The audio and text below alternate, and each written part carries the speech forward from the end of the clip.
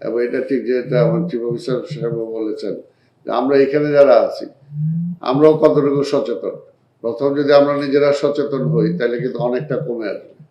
তারপরে আমাদের দেখা দেখি আমাদের পরিবার, আমাদের সমাজ, আমার এলাকা, আস্তে আস্তে এইভাবে কিন্তু আমরা সেটাকে সচেতন করে গড়ে তুলতে পারবো। আর এর পাশাপাশি যেটা আছে যে বর্জ্য ব্যবস্থাপনার আজকে রিসাইক্লিং করা, এই রিসাইক্লিং এর দিকে তো এখন যাওয়া ছাড়ার কোনো বিকল্প নাই। কারণ ঢাকা মহানগরী আজকে ঢাকার যে অবস্থা হয়েছে, যেখানে নিয়ে আবর্জনাটা ডাম্প করা হয় সেখানকার লোকজন পারলে কিন্তু আমাদেরকে সিটি কর্পোরেশন শুনলেই তাদেরকে পিটাইতে ধরার মতো করতো। কারণ সেখানে পরিবেশ একেবারেই মানে মানুষ তো দূরের কথা, কোনো জীবজন্তু সেখানে থাকাটা খুব কষ্টকর। কারণ এটা বর্জ্যটার এমনভাবে দুর্গন্ধ ছড়ায়, পরিবেশটাকে দূষণ করে, এটা থেকে আসলে বাঁচা খুবই কষ্টের ব্যাপার।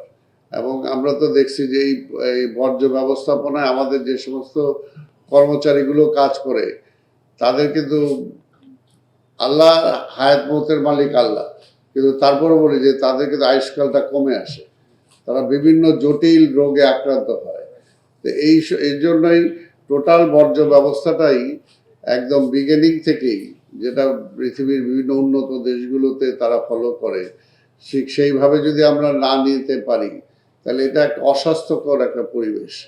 কাজে আমাদেরকে একদম মানে প্রথমে ওই যেটা কথাটা বললাম যে নাগরিক সচেতন হওয়া, পাশাপাশি আমাদেরকে যেগুলোকে রিসাইক্লিং করা সেগুলোকে আলাদা রাখা, যেগুলোকে একেবারে পচনশীল সেগুলোকে আলাদা রাখা, এগুলোকে জনগণকে যদি আমরা সচেতন করতে পারি এবং আমরা যদি সেই সিস্টেমটাকে অ্যাডপ্ট করতে পারি যে বাড়ি বাড়ি থেকে বর্জ্য যে সংগ্রহ করা হবে সেই সংগ্রহের সময় যদি আলাদাভাবে সংগ্রহ করা সম্ভব হয় তাহলে কিন্তু আমাদের অনেকটা কমে আসবে। এই ব্যাপারে মাননীয় প্রধানমন্ত্রী আমাদের তারেক রহমান উনি খুব সিরিয়াস, কয়েকদিন আগে আমাদেরকে ডেকেছিলেন এবং উনি চান যে আমাদের বর্জ্য যে সংগ্রহ, এই সংগ্রহটাকে আরও কীভাবে একটু আধুনিক করা যায়।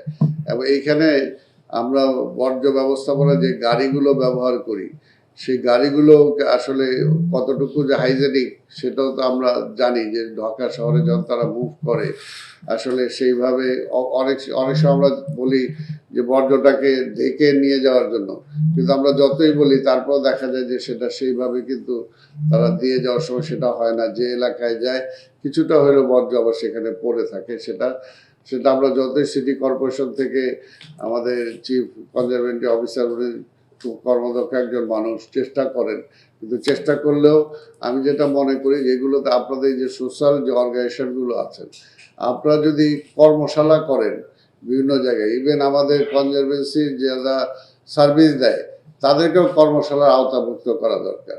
তাদেরকেও শিখাইতে হবে যে কিভাবে বর্জ্যগুলো সংগ্রহ করবে, কিভাবে সেগুলো তারা নিয়ে যাবে, কিভাবে ডাম্প করা যায়। অর্থাৎ যারা এটার সাথে সম্পৃক্ত তাদেরকে যদি আমরা ইনভলভ না করি তাহলে এটার পুরোপুরি রেজাল্ট কিন্তু আমরা সেটা পাবো না।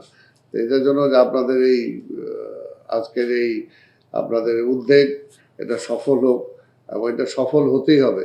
কারণ যতই পৃথিবী আজকে এগিয়ে যাচ্ছে, আমরা সভ্যতার দিকে এগিয়ে যাচ্ছি, কিন্তু এই সমস্ত ব্যবস্থাপনাগুলো যদি আমরা আরও মডার্ন করতে না পারি, যেটা আমি বলছিলাম যে আমাদের মাননীয় প্রধানমন্ত্রী আমাদের বুয়েটের টিচারদেরকে নিয়েও বসেছিলেন যে ওনারা কীভাবে আমাদেরকে সাহায্য করতে পারেন।